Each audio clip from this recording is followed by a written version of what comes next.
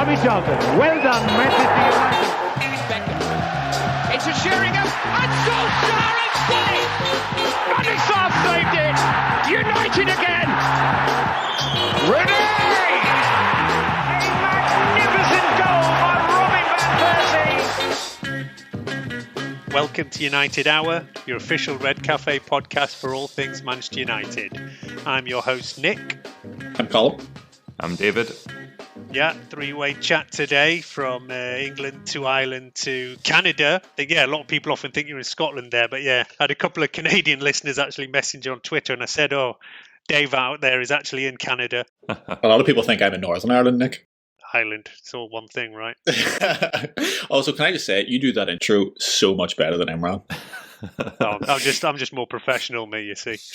Anyway, look, we're recording literally minutes after full time at the Emirates, and that's because Colm's waiting on a Chinese, so he's given us a very short window to get this one recorded here. Yeah. Another 0-0. They said, I think, 4 now 0-0s we've got in our so-called Big Six games, although I do think there's like a bit of chat to be had about whether Arsenal are even in the Big Six at the moment, but look, we'll still call them in it. And, at half-time, I was kind of a bit disappointed with 0-0. At full-time, I'm almost saying, maybe we're going to have to take that. I mean, is that where you're at, Colm? Not really, in the sense that I don't respect that Arsenal team in the slightest. I think they got a little bounce and had a few chances, but I thought that was more down to us losing our way a bit than any great credit you could give them. I'm actually broadly, I'm not too upset because I just sort of saw this coming, I think, and had this feeling that there would be a dip coming soon and that there was maybe a few signs on the door in previous games that we kind of papered over. So I'm not super upset, but there are concerning points of that performance. Yeah, I mean, the thing was, we come into this game with a really bad record against Arsenal. They became our kind of bogey team in the last couple of years.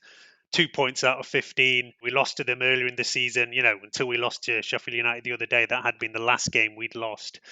And Arteta is the one kind of name that's still on Ole's list to beat. So it still hasn't happened yet. I mean, David, are you disappointed, or do you think it's all right to take a point out of this one? I think in the grand scheme of things, it's okay to take a point out of it, but only when you consider the last 15 games as a whole. If at the beginning of December you had told me that we could have 15 games, 10 of them we would win, 4 of them we would draw, and 1 of them we would lose, I think most fans would have snapped your hand off for that. But having seen the lineup that Arsenal put out, I'm still not quite sure what happened to Saka or a couple of the players who I expected it. I wasn't really following their team news. But when I seen their lineup, seen Xhaka lining up alongside Partey, who has looked horrible since his first game against us, I just thought they were there for the taking. I thought we had a good first half, and I thought they came out a bit better in the second half, but still weren't offering too much of a threat. To be honest, I'm pretty pissed off that we never got the 3 points there. Team didn't show any type of impetus whatsoever in that second half to kind of grab the game by the bollocks and go after it.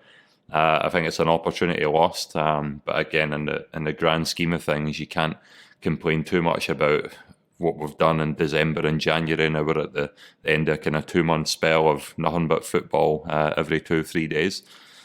It's hard to complain about where we're at, given where we were, but still, that's a game that when we see that team sheet Arsenal put out, that should be an easy win for me, and I didn't think one of our players stepped up to the plate at all, especially in attack, which I'm sure we'll get to. Yeah, and Arsenal were missing a few players. Like I say, I assume Saka was injured.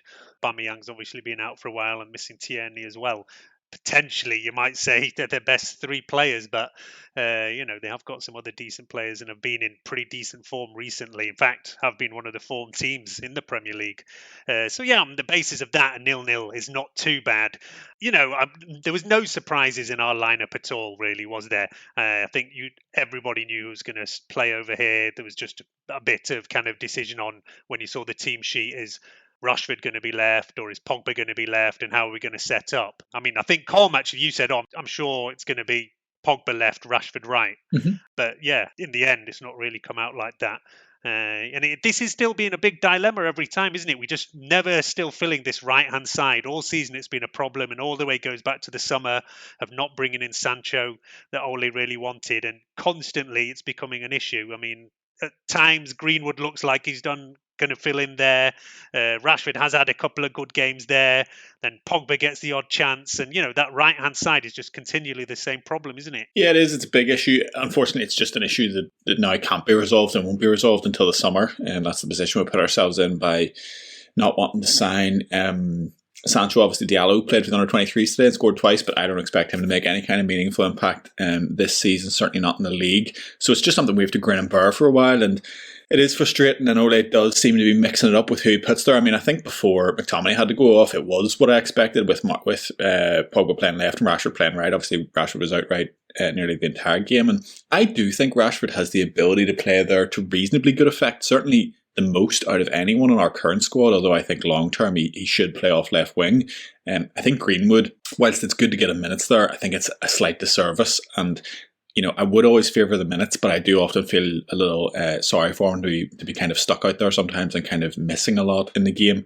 But I do think, although Rashford was absolutely brutal in terms of his end product and some of his basics tonight, I do think he's the one that can actually give a good impact off the right. The only problem with that is you then have to play Martial on the left, who is just a complete non-entity at the moment. Yeah, I think it was no surprise to see Martial start this game on the bench. But yeah, maybe it was a weird decision to be starting McTominay. Straight from kind of pretty early on, you could see he was not happy and discomfort. And yeah, had to be hooked out there. It was a stomach cramp. So I don't know if it's something that goes around, or hopefully it'll be okay. We wanted Paul to be more involved anyway, and Anthony came and give us more directness out there. So I thought it didn't really change too much of it. There's a lot of talk always about Ole's substitutions and what he does in game. The kind of like-for-like sub you'd think would probably be Matic coming in, and then he's keeping the same kind of setup. So, what did you think when he's bringing in Martial and then switching back Pogba? I did think we kind of seemed to lose a bit of impetus after that, because I thought we started the game relatively well. Yeah, as soon as I saw Martial coming on, my expectations for the game just lowered. I thought Pogba had started pretty well, and there was a couple of times where he was just basically running through, no one could get the ball off him, was looking sharp, looking dangerous, and I do think he is, especially in a game like today where Arsenal were sitting off, I think you want Pogba further up the field, taking bodies away from Cavani, Rashford and elsewhere. He was doing that, and then as soon as McTominay goes out, Pogba obviously has to go and fill in that role. I was happy to not see Matic come on, just based on the way he played the last game, and I'm a huge critic of his. I don't think he's cut out for the level anymore, so I was happy in a way that at least with Martial coming on, we weren't seemingly going to take away the kind of attacking impetus that we showed. But yeah, it was weird to see McTominay going off, and I never noticed that in the first 5 minutes what was wrong with him. I know there was a few comments going out there saying that he perhaps needed the bathroom, but the camera kept panning to his face, and you could just see from his face exactly what the problem was, and obviously kept just going down and holding his stomach. But it was mad to me how long we let him play on when he was clearly... Yeah, that was a bit weird. It was 3 or 4 times. Hunched over. Yeah, and struggling to jog, obviously, trying to keep it tight and not have any Linekers happen. So I just thought it was mad that it happened 3 or 4 times that Arsenal were able to break on us with him not being able to cover the space, and we were starting to suddenly look vulnerable, having pretty much dominated at that point, and it was just patently because of that. And maybe it was because he didn't want to go off, maybe it was just because we're quite slow to react sometimes. Well, he did come to this, he had a bit of treatment and spoke to physio or whatever. Yeah. So, they've obviously said something, and I'm sure they've said to him, do you want to come off? And I guess he said no. But well, they've physically given him a tablet, must have been Imodium or something, or something, and thought that might work. But I mean, it's in a game. You can't wait 10 minutes for something to take effect. Do you know what I mean? It's not. That's mad to me. I think he's probably had a dodgy Chinese last night, so be careful, Colm. Don't end up in the same situation. I'm looking forward to this. But funny enough, you said, Nick, that you thought that kind of scuppered us a wee bit. I actually thought in the first half when Pogba moved back, we controlled the game in just the same way, but we looked a little bit more creative and a little bit more incisive with him back there, kind of pulling the strings. But it didn't really translate. But I just thought it was a bit better on the eye, our play, I suppose, even though there was really nothing much to speak of in the final third. Yeah, I just think it just, obviously there was a game plan that they'd gone in with, and, Pogba's playing more attacking. Then when he has to come in, just changes how things go. I mean, in general, I thought, we were on top in the first half. I was pretty disappointed, like I said, that we actually went in 0-0. We had a couple of kind of, not clear-cut chances, but like quite decent half chances. The only clear-cut one I would say is Rashford, where for me, he should be just taking a first-time shot. Instead he takes a touch and then doesn't fall right for him and ends up kind of losing the chance to shoot there. But there was a couple of other ones, like there was a good save from Fred. There was one chance Bruno had, and they didn't really have anything. Maybe one effort they had from Pepe. I thought we had the better of it. I mean, we dominated possession. It was something like 65-35 at half time. We're playing as the away team over there. Yeah. So I was pretty surprised in how much we actually dominated. But we'd seen how Arsenal had played like this against us in the other game, and it kind of ended up doing us 1-0 in the end. Yeah, I think it's clearly what Arteta was shooting for, and even more so when you have, as you say, three of his, I think his three best players not there as well. I think they were always going to come and kind of, I think, sit in and be a little bit negative. And, it looked a lot like the Sheffield United game. It looked a lot like a few games previously. If you took away the fact that it was Arsenal, you were basically just looking at, a really compact back sort of 9 or 10 at points, with Xhaka and Partey sitting in front of that back four. It's always that's going to be tough to break down. But I think the frustrating thing is just that, again, when teams are very outright in how they face us up, and they're going to do that and do it relatively well, we just seem to slow down so much as a result, and we really then struggle to create. And I think one of the big differences this year is that spark's always been there, whether it's been coming from Bruno in the early portion of the season or Pogba later on. But actually, when you kind of take that away, I think our front three only have 14 goals between them, and there's a real lack of actual creativity and kind of incision there. And there's really, outside of those moments of magic and over-reliance on Bruno, it starts to look now like we still kind of have those issues about breaking teams down. I'd say we've created enough today to have scored. We made enough chances today to score a goal. I mean, if we look over to my favourite XG stat, it's putting us at 1.5 versus Arsenal at 0.75. So it's saying, we should have won this game 1-0, basically.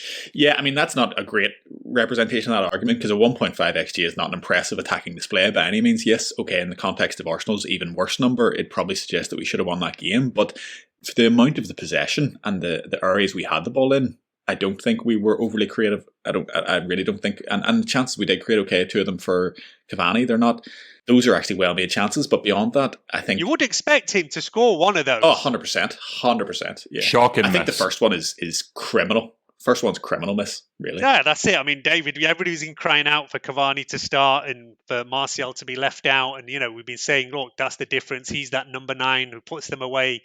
And really, he has had 2 damn good chances today. Like I say, maybe one of them did go for a corner, so there was a bit of a block on it. But the other one, I thought for a player of his quality, was a pretty bad miss. It's a nice flick to Martial. Luke Shaw and Cavani was coming in.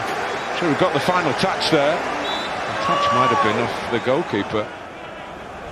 The corner was given. Yeah. No, the first one was a pure open goal. It came like maybe 30 seconds after I had made a comment about Shaw and Martial's chemistry just not being there. They actually linked up pretty well on the edge of the box, and then Shaw blasts it across. Cavani should score. There's no excuse for that. One of the things that has always been held against Cavani is he can have those games where he misses golden opportunities, and that was one. It did go out for a corner, but Leno was beyond the post. Like when it hit his hand, it was already going out anyway. If anything, it was never on target. Yeah, it was never on target. If anything, he pushed it closer to his own goal. It was a shocking miss. It wasn't like, it's not like 100-mile-an-hour ball across the face of the goal. He had time to adjust his feet. There was a tiny bit of pressure on him for the defender, but for me, that's just, if you get your side foot on that at all, it just goes into an empty net. The other thing is he receives that at in the middle of the goal. It's not even like he's already kind of over towards the post and that. There is a bit of pace in the ball, but he's coming on to it and can see it the whole time. So he should score that. Yeah. It was harder to miss, I think, is the best way to sum that up. The other one is other chance. I mean, it's a fallen away kind of sort of bicycle kick almost. It just goes past the post. I can kind of forgive it. I'm not 100% that Martial was going to score either in the form that he's in, so maybe I'm happier with Cavani taking that chance. But overall, our forward play today from Rashford, Cavani, Martial when he was on was just shocking. Not one of them had a good game, and if just one of them had done something decent, I think we come away with the victory today. Obviously, the XG suggests that we should have won. I just think we should have showed more desire to win more than anything else. It was so slow, so lethargic, playing against a national team that were clearly hoping to do the same again, sit in, and try and nick it 1-0. We just didn't go for it at all. It was just a perplexing performance for top to bottom. I think both teams are kind of guilty of that. Wasn't an enjoyable game whatsoever, but we should be coming away with a win there. That's 2 points lost. I know, they beat us at home. Maybe we should be being a bit more positive and saying, a draw against Arsenal and the run of form that they're in. Nah, that's shocking today. They're not a top 6 team anymore to me, missing their best players. That should be a comfortable away win. Yeah, I mean, I don't totally agree that it was lethargic or anything. Arsenal, obviously, especially first half, were sitting in, defending a lot. Second half, they came out a bit more. And I think maybe the fact that, we've had to switch Pogba in there, who's not as defensively solid as McTominay might be, maybe invited them on. They've gone for it a bit. They did make a half-time sub where William comes in for Martinelli. I don't think that was really the reason they went for it a bit more. But I think Arteta did tell them to definitely be less cautious second half and have a bit of a go. And yeah, early in the second half, we were awful. We didn't really turn up after half time, and we're pretty lucky then after 15 minutes, 20 minutes not to go behind. Then we started coming back into it again. They had a couple of chances that we were lucky not to lose anything from there. I mean, I have talked in the past about how Ole often goes with McFred or that kind of Pogtich and doesn't always mix and match, although he has done lately. Today, we end up not through actually planning, but how the way it goes with Pogba and Fred, who, I don't know, for whatever reason, never seem to hit it off that well as a partnership, I think. I don't know if you agree with that, Colm. How many times do you remember them actually playing together in a kind of two? But there's a couple of times I can remember that it just didn't go well for us either. And yet again, individually, they're both kind of doing okay, but they just don't seem to work as well as a partnership as the others do with somebody else. Yeah, I think there's something in that, because I thought they were both okay today. Certainly not, I wouldn't lay the draw at their door. Certainly, I think Fred, it was kind of a mostly good, but a few bits of bad kind of performance that you get from him, a few sloppy moments and stuff like that, but he still had all the energy about him, a few good breakups in terms of the counters, and generally kept the ball moving quite nicely. Pogba, I thought first half was broadly very good and then struggled in the second half. Interestingly, when the game got more open, it didn't really seem to favour us. Kind of thought we got knocked by Arsenal in the second half. The first sort of 10-15 minutes they really dominated, and we looked completely on our hose basically, and very tired and a bit shocked. I think we'd again gotten into that nice rhythm of they're just sitting to defend, we're going to dominate the ball, and then we get into that one-track mode of just feeling like, it's all right, lads, we've got 90 minutes here, that's all evening, so just take it slow and it'll happen at some point, which is never the case in a game of football, even less so against a decent side. And that was just, again, that's just a little frustrating thing. I think it's a mentality issue as much as anything else. Because you're right, Nick, we dominated the ball for the most of the game, and we created the better chances, and yet there was just that little extra bit. Keane said it at half time. They should be going into that half thinking, we've dominated here. This Arsenal team are here just to hang on. And when a team's there to hang on, a title contender will blow them away, or will put it beyond them, or will at least score a goal. So it's just a little bit disappointing that I still think we're just not at that level. I still think we're a level or two beyond that, although I do think there is kind of forward progression in that sense. I don't think we're quite where the Premier League would suggest we are. What do you mean? You don't think we deserve to be second in the Premier League at the moment? Well, no, not really. And I don't know that we will be. Obviously, Leicester can jump ahead of us. And it's an odd season, the points totals are low this year for lots of teams, and it's been up and down. But yeah, I just think in terms of a top team, I think we are close, and I think we're making strides. But I still think we're a player too short, and just a mentality of a bit short in terms of having that extra little 5 or 10% to kind of get over those difficult games or come through those harder moments and kind of not be as affected by other teams as we tend to be. Because it felt like a 0-0 from pretty early on that game. Yeah, I mean, it's the kind of game where you're just looking for one thing to change it. Of course, like I said, it was like the fourth time now we've had a big game, Chelsea, City, coming out with 0-0s in these games. And they follow similar patterns, and you just hope that you get that one little run somewhere, that one bit of quality. And the players you're hoping for it to come from today, Rashford, I agree, was awful. Maybe he shouldn't be playing on that right hand side anymore. He did have a couple of good games when he first switched there early on, but then there's been 2 or 3 times where he just doesn't seem happy on that right side at all. Bruno had a pretty quiet game. I always like looking at that passing accuracy stat and always point out that often Bruno will have a game where he's hitting passing only in like the 60-70%ers, but he pulls out a goal, he pulls out an assist. Today he's actually up in the 90s, Yeah, which that's is a bad pretty rare sign for him. That is a bad sign. Yeah, exactly. It's not a good sign for Bruno. It means he's not been going for those key passes. He just didn't try anything today, really. I don't know whether he didn't have the runs in front of him, because normally that doesn't make a difference to him or not, but really he didn't try anything. I thought early on, Rashford a few times, it seemed like we were playing the ball over behind them in the first half. Cavani almost in a few times, Rashford caught offside once or twice. And I don't want to just go completely down the Martial bashing thing, but after that substitution, I thought it completely changed our attack. It massively slowed us down. Whether that's a combination of Fred and Pogba, as you highlight, whether that's Arsenal doing a little bit better, or whether it is Martial kind of making an impact on how we play in terms of slowing things down, because he does. But it just seemed after that the little energy and the little impetus we had in terms of stretching them and going behind them that we did show in the first sort of 20 minutes just disappeared altogether as well. But I agree, Bruno characteristically conservative today. Yeah, I think part of it may be that Bruno and Cavani are not on that kind of wavelength yet. You don't see that much interplay from them, whereas often, as soon as Bruno hits the ball, Rashford, when he's playing well, he starts making a run and Bruno knows what run he's going to make. And, he's found him with that ball so many times. Whereas it doesn't seem to be yet with Cavani that they're totally on the same wavelength. And of course, Cavani's 10 years older than Marcus Rashford. So he's not got the speed to be doing maybe the same kind of runs and being up there all the time. He does often drop pretty deep and, do some pretty good work for the team as well, Cavani. So yeah, it obviously is going to work out in a different way. And for Cavani, you're wanting maybe more balls to be coming in from wide where he's actually had a chance to get in on them. And yeah, look, we did give him a couple of those balls today, like we said. But yeah, it just hasn't really worked out in the end over there. Generally, like I say, I'm not that disappointed with the 0-0. But yeah, David, you say, 2 points lost, from the run of the game, how it's gone. Yeah, I kind of do see that. But I think after that Sheffield United loss, it was extremely important not to lose today.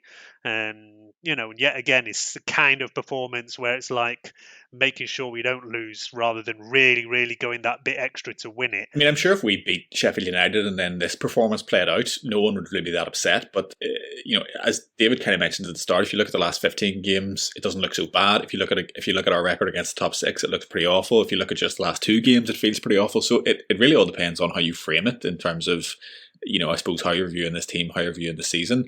I do think after Sheffield United, you expect a bit more of a result, and to watch the game play out in a very similar fashion, really, to be honest, in terms of having lots of the ball, being very slow with it, not really creating the level of chances you would want to.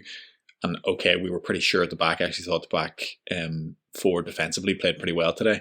But it's not a dissimilar performance, and that's, I suppose, is that tiredness, is that lack of sharpness, is that too much rotation, is that just a bit of a blip?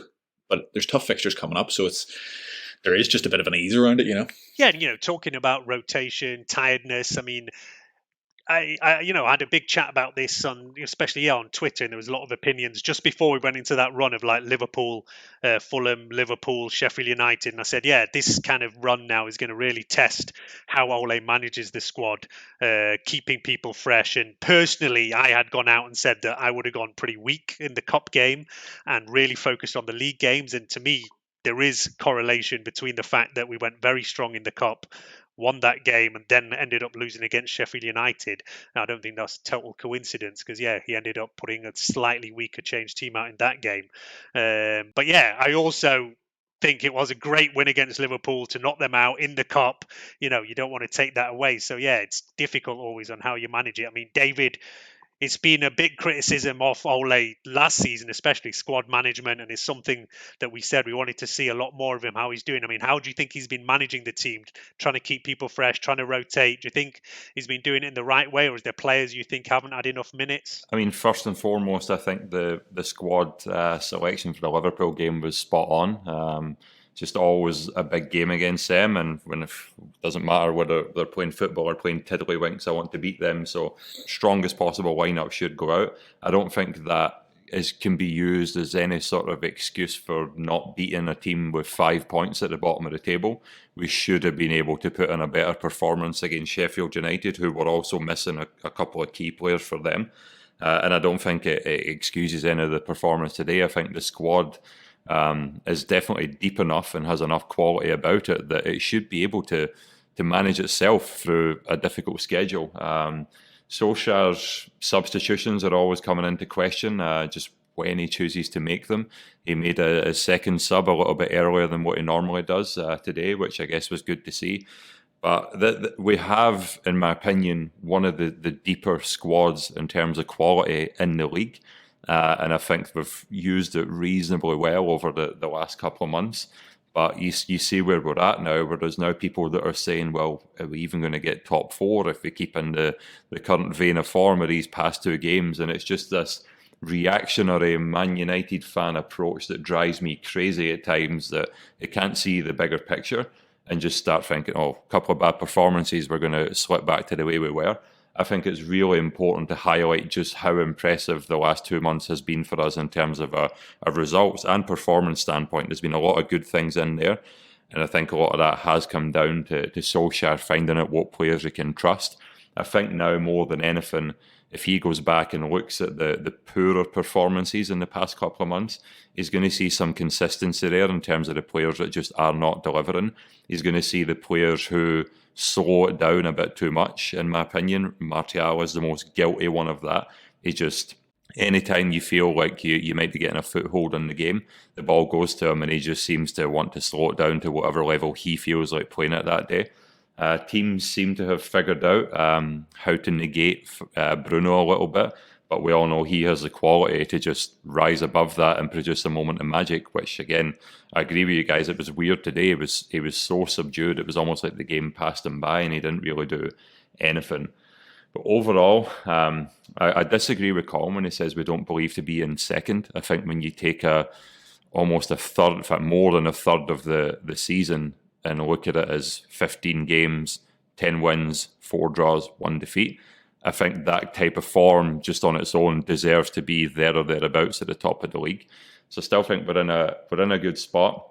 I'm just keen to see how we're going to react now with these couple of games that we've got coming up, because they're against those teams that are kind of trying to break into that, definitely the top half of the table, but almost the top 6 as well, and trying to shake that up a bit. So I think Solskjaer's got a couple more tests to come in these next few weeks, but overall, I don't think any of us expected to be where we are right now and on that run of form from the beginning of December. But yeah, I don't know how to feel right now. I always err on the positive side of things, or at least I try to. But these past couple of games, Rashford in particular, it's so difficult to not want to just talk shit about him, because he was brutal today. Like, he was absolutely fucking brutal today. There's no escaping it. The thing about Rashford today, yeah, he was awful. I'm not going to dispute that. There was so many errant passes, so many dribbles that he should have done much better with, so many loose touches that ended up giving the ball away. But whilst he was on the pitch, he was basically the only person really trying to positively do something, i.e. running at them, trying to swing balls in, create actual chances. And it was one of those days that Rashford still has more frequently than any of us would like, where there was little moments of magic, but then just surrounded by so much lackness with the ball.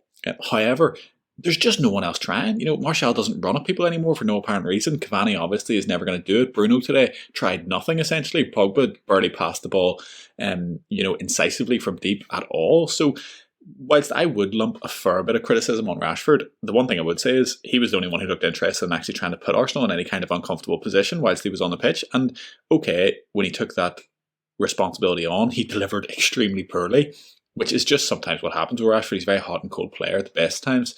But, the effort and the willingness was there, which means that he would be fairly low down my list of criticism, because no one else was even bothered. And I really don't understand. I think Ole's going to have a big decision to make pretty soon with regards to kind of that front four and Mason and who exactly, what the pecking order is with that, because Martial at the moment just doesn't deserve to be on the bench, never mind on the pitch. And I know he may just get out of this poor run of form, but it's been going on for so long, and it doesn't really look like it's getting any better. The thing with Rashford is that although, yes, he was frustrating today, I'm always looking for players' reactions when something goes wrong.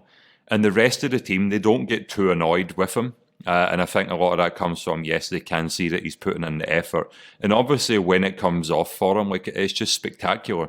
But the annoying thing for me is this debate about him, can he play in the right? He's shown it. He arguably had, I forget who it was against, but one of the first times he played in the right this season, he was phenomenal. And he was phenomenal because he was knocking the ball into space and getting on the end of it, which I couldn't work out today why he didn't do it. Yeah, but today, Arsenal were not giving us any space. They know what our danger is. They know how we're going to hurt them, and they've set up to stop us. And it's why Bruno didn't have that many chances to make those killer balls.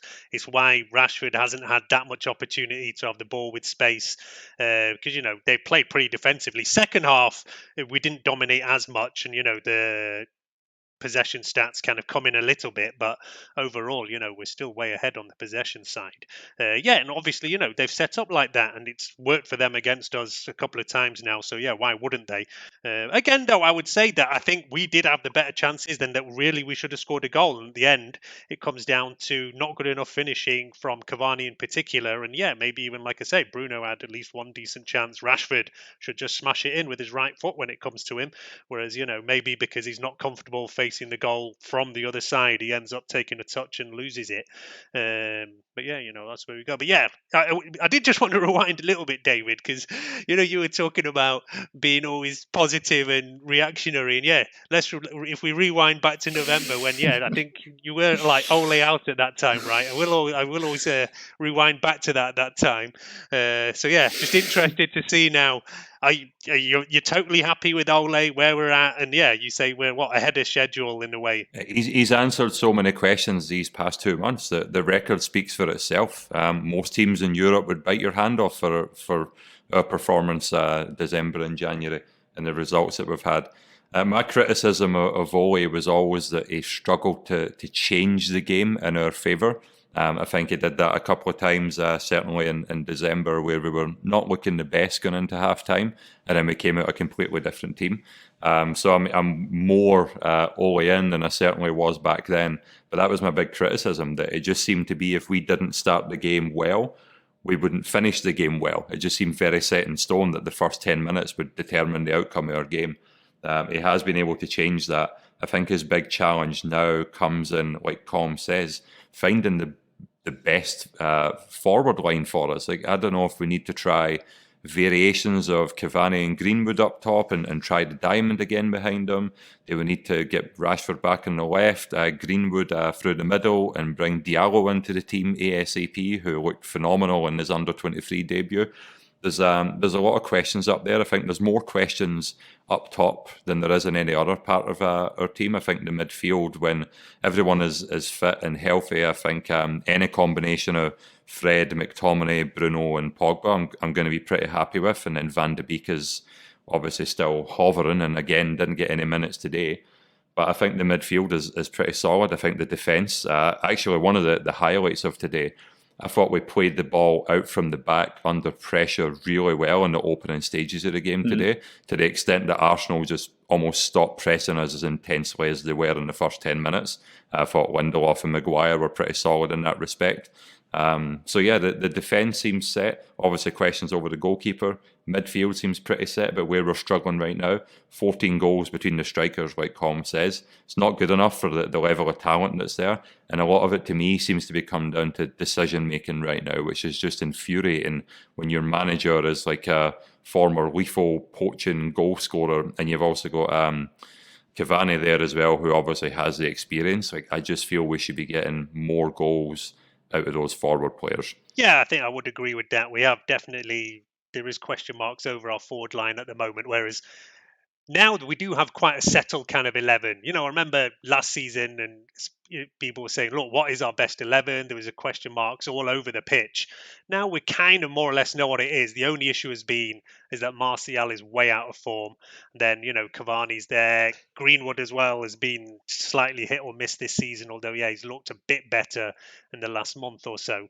As you say, Diallo now is the total wild card that Colm, I'd agree with you that I wasn't expecting anything from him this season, but there's been reports coming out from training saying that he's been very impressive.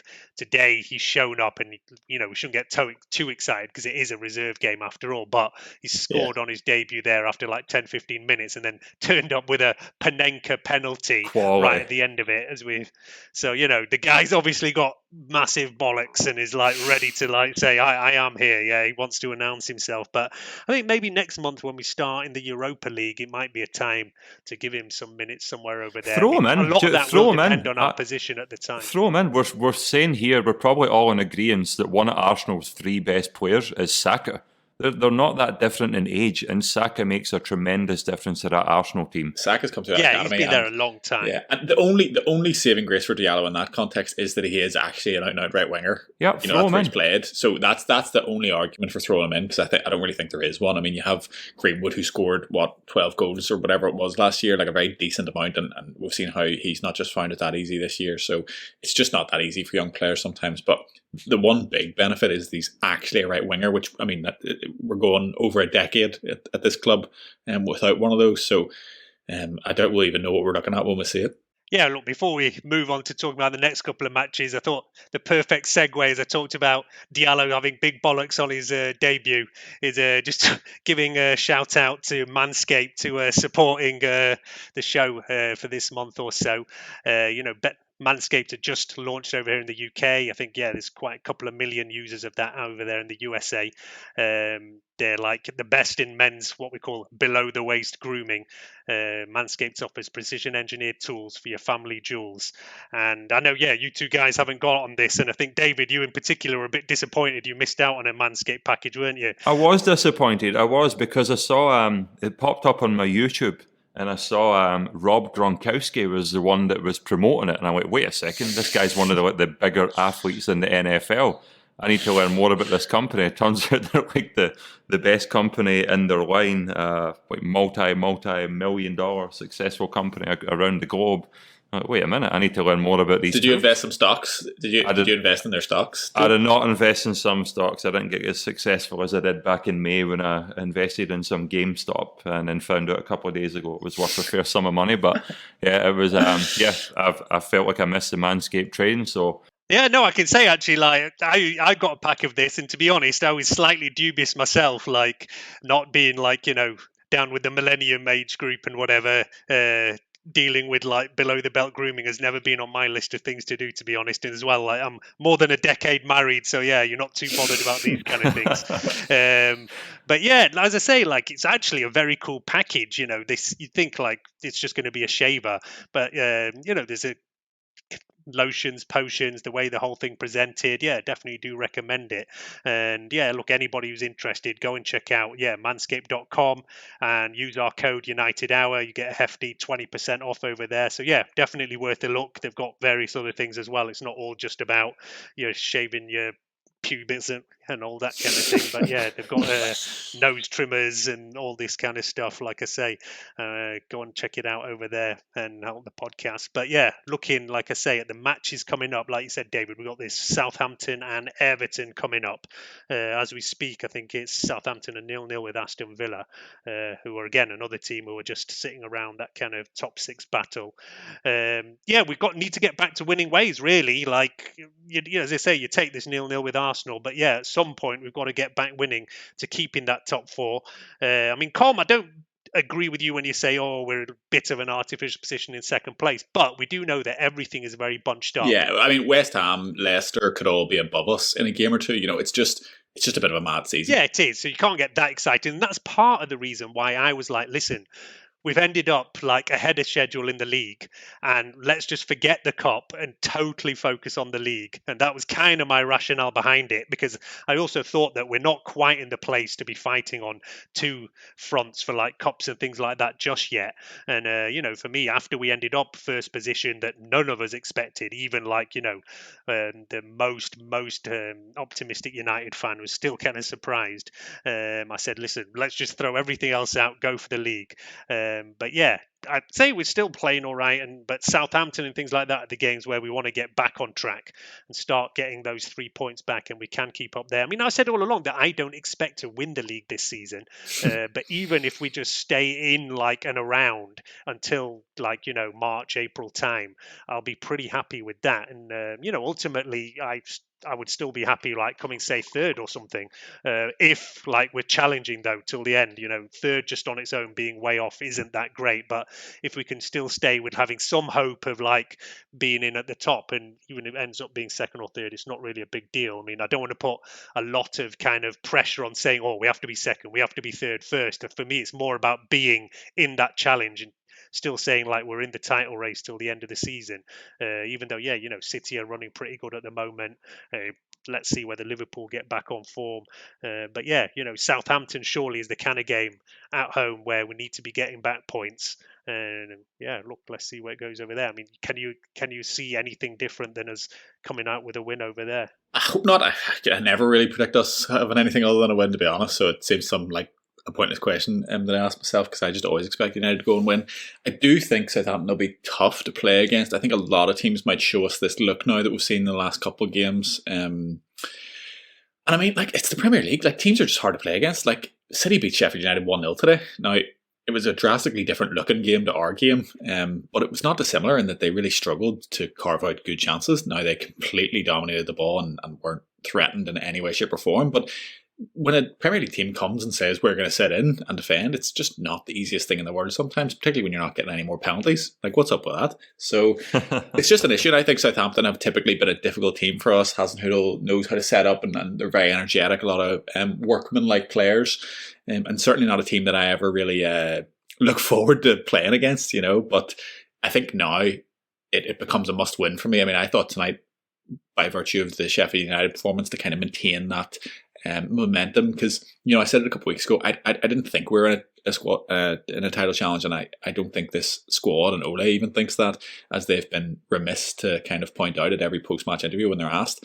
But if we were ever going to be, you felt that it has to go for a good while longer, because we just don't have that base of confidence in how we play, I don't think, and that base of having played that way in and out for so long, and kind of kept a run going for it. I know we're on a very good run of form, but it kind of just still feels a little bit frail in terms of the team's confidence. So that's why I thought these games, it was important to bounce back from Sheffield United, and we haven't today, although we haven't lost. And now it becomes even more important to bounce back and get a win, because I still think we're kind of a team of all or nothing, where when it's good, it's good, when it's bad, it's bad. And I just fear that this is the start of a little slip in that kind of form. So I'd really, really love to see us regather that composure and that confidence, and kind of just put everyone's nerves to bed a bit with a good win.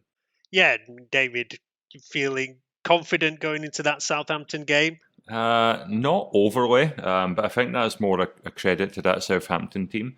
They've had a couple of pretty impressive results. Obviously, we always struggle against them these days. They're not like the walkover that they used to be. So it's hard to know. I think one thing that has changed, certainly in the past year or so, is teams like Southampton used to come to us, or when we went to their stadium, they thought they could get a win against us. I think it's kind of reverted back to this is Man United we're playing, let's just sit tight, and if we get something, great, but we'll kind of hold out for the draw. And I think Southampton are more than likely to do that, whereas a couple of years ago, they're probably thinking they could get a win against us at Old Trafford. In fact, I think they did. I don't know. I think Colm's right. We need to bounce back. I mean, if we don't beat Southampton, then you're talking, if we draw against them, what's that, 2 points out of 9? And I think that starts to get really concerning. And then Everton are so hit and miss this season, and then there's more importance attached to that game. So I think right now I will take a scrappy 1-0 win quite happily. which I think we're more than capable of doing if we just have one of our attackers have a good game, which has just hasn't happened the past few games, which I can forgive it. It's been a hectic schedule. Players are tired. But I still think that we should be aiming for at the very least second this season. I think Man City, they have the ability to run away with it. And if they keep going the way they're going, they probably will. But I think second all the way down to sixth, I think there's going to be a couple of twists and turns in who actually enters that race. But I think we should at the very least be aiming for second. And if you're going to do that, you have to bounce back and beat Southampton at home. Yeah, I'd agree with that. If we want to talk about still being in this kind of league race, we have to win this Southampton game now as it's coming up. And Dave slightly dropped off form as well. Danny Ings has not been scoring after coming back from injury, and they've not been keeping the same amount of clean sheets as they were earlier on. But yeah, they're still a very good team with a damn good coach.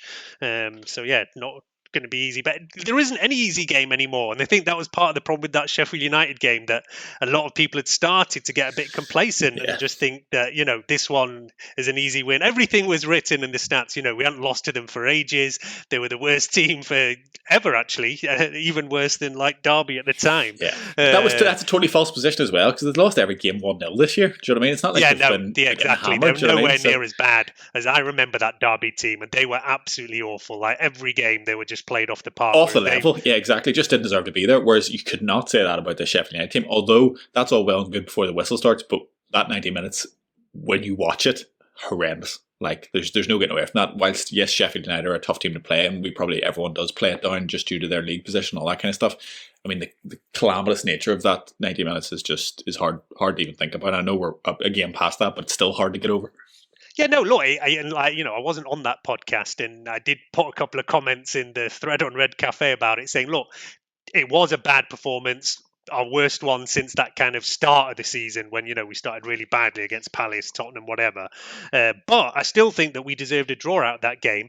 And, refereeing decisions in that, I don't think there was enough focus on awful refereeing decisions in that game. Personally, I thought both of those goals probably should have stood. And I was actually quite surprised later on watching Match of the Day, where there was Martin Keown, who's normally always biased against us. And he said that, the Sheffield United goal was a foul on David De Gea, shouldn't have stood. Whereas, he couldn't believe that the referee gave a foul for our goal. So, whereas we went down 1-0 at half time, pundits on the TV are saying we should have been 1-up at half time. But yeah, look, fair enough. We were bad. It says it all about this Arsenal game that we're now, the most passionate part of this pod is still talking about the Sheffield United game. Yeah, well, look, I knew after that match I was going to struggle to get through it. But yeah, look, anyway, as I said, today we are actually going to be doing something a little bit different anyway. We're going to be throwing in the first of our kind of Patreon content, exclusive content for the guys who are backing us over there. But yeah, before we kind of finish off for our regular listeners, Southampton coming up there. Then after that, Everton. We do then go back in the cup again. But just like you say, at the moment, we're the only team actually who've played twice a week all the way through. We haven't had a rest because most teams had a week off when there was that kind of winter schedule, whereas we had our rearranged game. So we're the ones who actually haven't had a rest all the way through. Teams like City are going to have to catch up because they've had that game in hand, and Villa have got about still 3 games in hand to catch up with. But we have to keep going and going, it comes up, and they don't look any easier when you look at Southampton, Everton, then West Ham. Jesse Lingard has just gone over there, but he won't play against us for the rules over there. But they're running well over there, and we might have a little chat about him on a future podcast. But we have to get back on winning on these to be talking about having a title, and I think we can. And David, as you said, it is all about us just finding some clicking up front again. That is where we've lost our way. And, we've seen just in the last month, we've had Martial, Rashford and Cavani all trying to play up front. He's trying different things here and there and trying to see what he can do. I mean, I did actually think it was pretty weird. I think it was that Liverpool game was the first one where he moved out Martial back to the left, Rashford in the middle. So we thought it was clear where they were all playing. But it has a little bit got less. I think he should go back to Rashford playing left, because I think he definitely loses something coming out from the right. Cavani should be playing up front. And then, I know we still have an issue out right, but maybe we haven't seen the likes of Mata for a long time. Yeah. Why not give him a chance over there? He hasn't had any minutes for ages. I played Van der Beek out right. At some point, it doesn't really, you can't do much worse than what we're currently looking at. It's just another good footballer on the pitch at the end of the day. Like, share them the minutes. Make Martial play out there. Give Greenwood the odd minutes. But I agree with you. I don't think we should be compromising Rashford anymore. I think actually for this next game, he will actually bring Greenwood back. I think the only issue today was that Greenwood had now started, I think, 4 games in a row. And he's never started 4 games in a row for us before. So at that age, I think asking him to then play a 5th game in the space of a couple of weeks was too much. So that's why I thought it was obvious that he was going to start on the bench today. But for that Southampton, I think if we go back to Rashford, Cavani, Greenwood, I think that is the setup which will get us back into the goals and get us back into winning games again. And Martial needs to just accept that he's out of form and play his way back from the bench. He'll come in and he's going to have to make something happen from the bench to have any chance of coming back in. But yeah, if the front line aren't hitting it off, we've got the likes of Mata who haven't played for ages. Like you say, Van der Beek, maybe give him a chance further up. I mean, Daniel James, we haven't seen anything off for a while. And maybe, like you say, David, why not give the wild card to Diallo? There is other choices where, several players now for a few weeks have not really hit it. We need to just try something different and see what it hits off over there. But yeah, for me, I think for Southampton, Rashford back left, Cavani up front, Greenwood on the right, and then, yeah, let's go from there. And I think that if we stick with that for a while, I think we should get back on winning ways. As I say, we are going to just finish off now for our kind of regular listeners. We're going to do a little bit extra segment for our Patreon guys. So yeah, if any of you are interested, please do check out our Patreon over on, you can, if you check our Twitter, there's a link over there.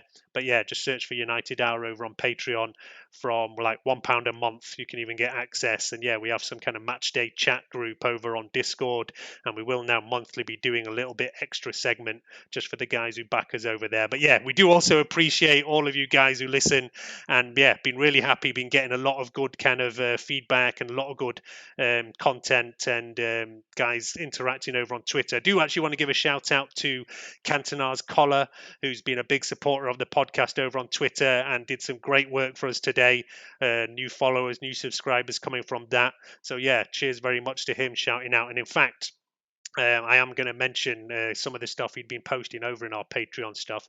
But yeah, do check us out on Twitter, Patreon. We are also on Facebook. And yeah, David, you're now running our Instagram account. So what's our Instagram? Is it at United Hour? At United Hour, yeah, because yeah, we at United_hour on Twitter, just to confuse you all. But anyway, just Google it, United Hour, Twitter and Instagram. But yeah, David's doing some cool kind of quotes and stuff like that over on Instagram. But as I say, I don't use Instagram, so I don't know too much of what's going on there. So yeah, but yeah, I think we're slowly growing over there. So go and check that out if that works for you. But yeah, for now, we're going to sign out from the regular session and just do a little bit extra segment where we're actually going to go and talk about some classic United Arsenal kind of matchups and memories from the years. It was a big match back in the day, but nowadays not so much. But yeah, we'll just say bye to our regular listeners here and start the little Patreon segment. Cheerio. Take care, folks.